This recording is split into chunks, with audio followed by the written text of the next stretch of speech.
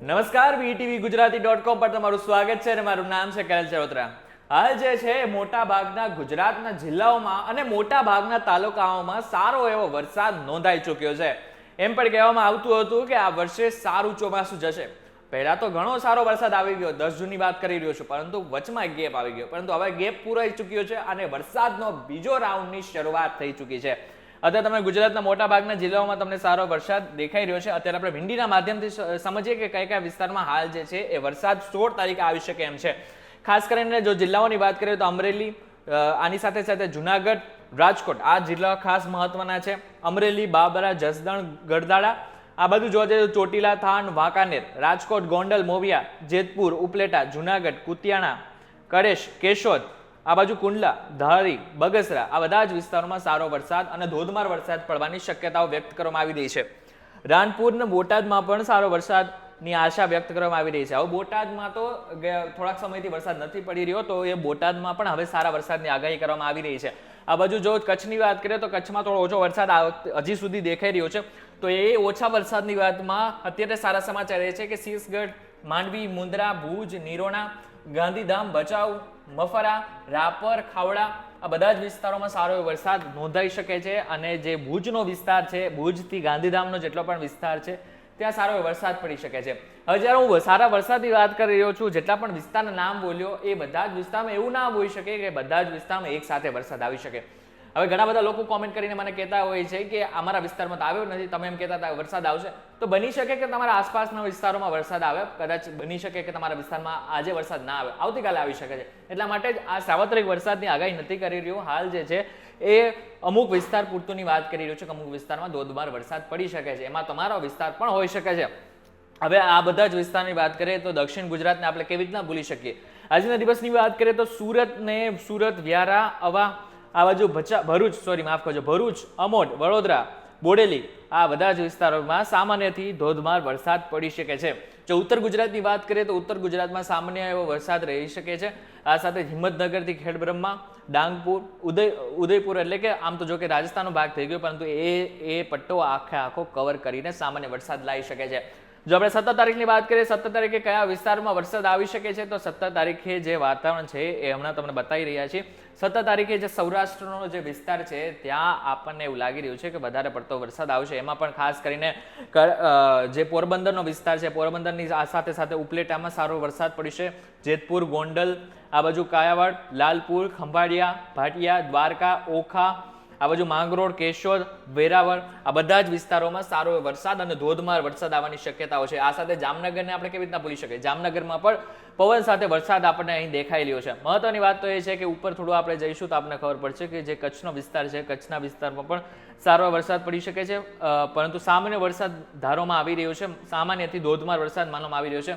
પરંતુ જે આ ભાગ છે એટલે કે ઉત્તર ગુજરાતની જે શરૂઆત થાય છે, ઉત્તર ગુજરાતમાં પણ હાલ જે છે એ સારા વરસાદની આગાહી કરવામાં આવી રહી છે. દક્ષિણ ગુજરાતની એકવાર વાત કરી લઈને દક્ષિણ ગુજરાતમાં ક્યાં વરસાદ પડી શકે છે. દક્ષિણ ગુજરાતમાં જે વલસાડ છે, એક વલસાડમાં જ ત્યાં ધોધમાર અને વલસાડથી વાપીની વચ્ચે ધોધમાર વરસાદ પડી શકે છે.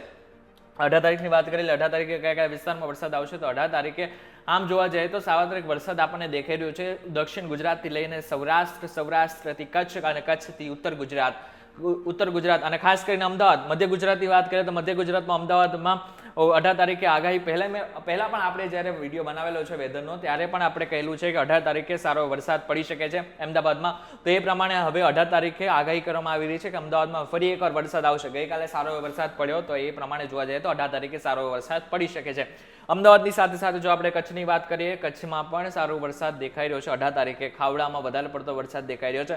આ સાથે રાજકોટ, ગોંડલ ફરી એકવાર સૌરાષ્ટ્રનો ભાગ કવર કરી લેશે. આ સાથે જ જામનગરમાં ઓછો વરસાદ દેખાઈ રહ્યો છે, સલાયામાં ઓછો વરસાદ દેખાઈ રહ્યો છે, દ્વારકા પંથકમાં સામાન્ય વરસાદની આગાહી કરવામાં આવી રહી છે. વેરાવળ અને ઉના આ પાછો ફરી એકવાર સારો વરસાદ છે. દક્ષિણ ગુજરાતની વાત કરીએ એટલે દક્ષિણ ગુજરાતમાં શું સ્થિતિ છે. દક્ષિણ ગુજરાતમાં વલસાડ, વાપી આ બધા જ વિસ્તારોમાં સામાન્યથી થોડો વધારે વરસાદ આવી શકે છે. સુરતમાં આમ તો જો કે રહીને ટૂંકા ગાળામાં સારો વરસાદ થઈ રહ્યો છે. હવે એક 19 તારીખની ફરી એકવાર વાત કરી લે. 19 તારીખે શું સ્થિતિ છે. આપણે જેવું 19 તારીખ ઉપર બટન ઉપર ક્લિક કર્યું તો આપણે દેખાઈ રહ્યું છે કે દ્વારકા ઉપર હાલ જે છે એ લાલ કલરનું તમને દેખાઈ રહ્યું છે.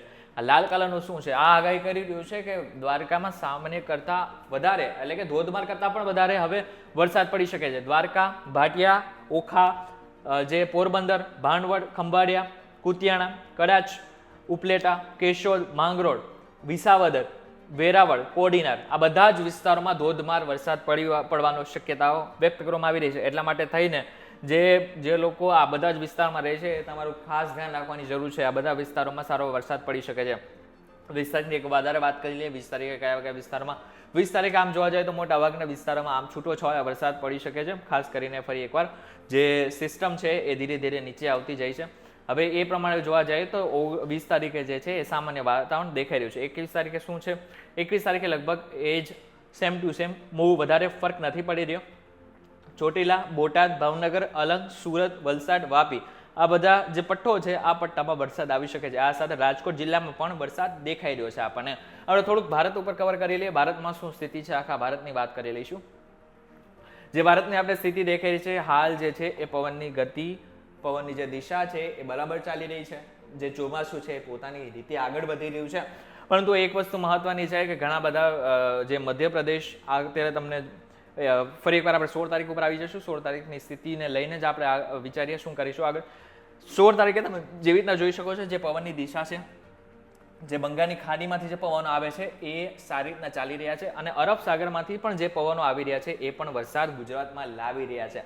એટલા માટે આ વખતે જેટલા પણ જિલ્લાઓ મેં વાત કરી આ 5 દિવસની અંદર ત્યાં સારો વરસાદ પડવાની શક્યતાઓ વ્યક્ત કરવામાં આવી રહી છે. આને લઈને પણ હવે જેટલા પણ ખેડૂતો ચિંતામાં મુકાયા છે કે અમારા વિસ્તારમાં હજુ સુધી વરસાદ નથી આવ્યો, તો એ ખેડૂતોને પણ એટલું જ કહેવાનું છે કે ટૂંક સમયમાં તમારે ત્યાં પણ વરસાદ આવવાની પૂરેપૂરી શક્યતાઓ હવામાન વિભાગ દ્વારા જાહેર કરવામાં આવી છે. ત્યારે આ બાબતને લઈને તમારું શું કહેવું છે અમને કોમેન્ટ કરીને ચોક્કસથી કહેજો. વિડીયો થકી જો તમને કોઈ ઇન્ફોર્મેશન મળી હોય તો વિડીયોને લાઈક અને શેર જરૂરથી કરજો. તથા આવા જ ઇન્ફોર્મેટિવ વિડીયોઝ માટે VTV Gujarati.com સાથે જોડાયેલા રહેજો.